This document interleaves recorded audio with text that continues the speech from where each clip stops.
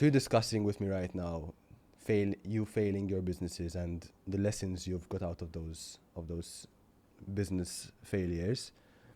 You stumbled up an opportunity.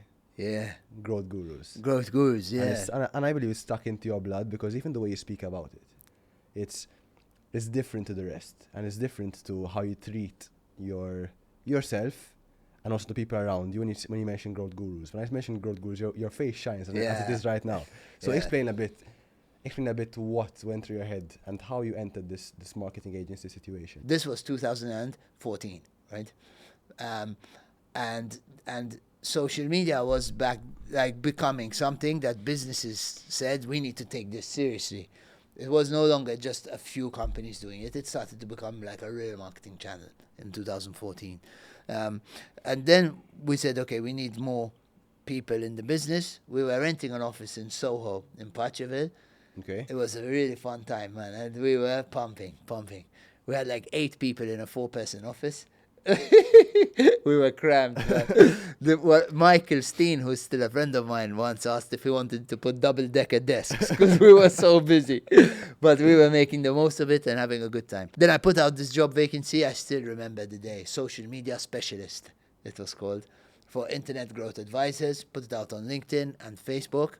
And this man named Nicky tagged Alex Thompson. And Alex was one of 5 people who applied for the job. And he actually, we hired him. He then went on to become my business partner in Growth Gurus. He was the first employee that we had. Back then, it wasn't even called Growth Gurus. It was still called Internet Growth Advisors. And the first thing he told me is, please, can we change the name? And I told him, yes. I didn't choose Internet Growth Advisors either. I said, yes, we can. And we went to Sprack Cafe, had a lovely day there, just brainstorming, thinking.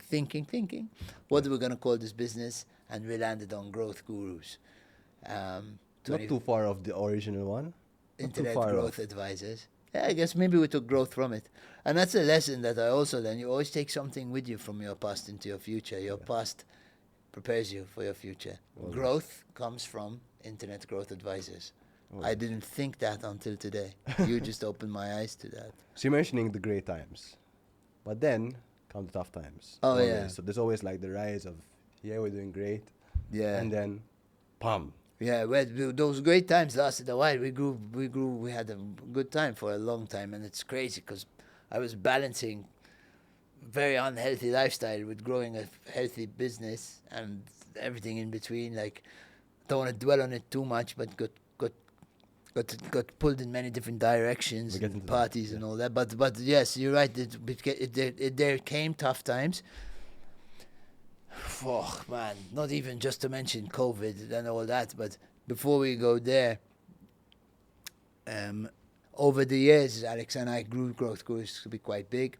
We had one of the big moves. We got a very nice big office. Many people still remember Growth Gurus for that.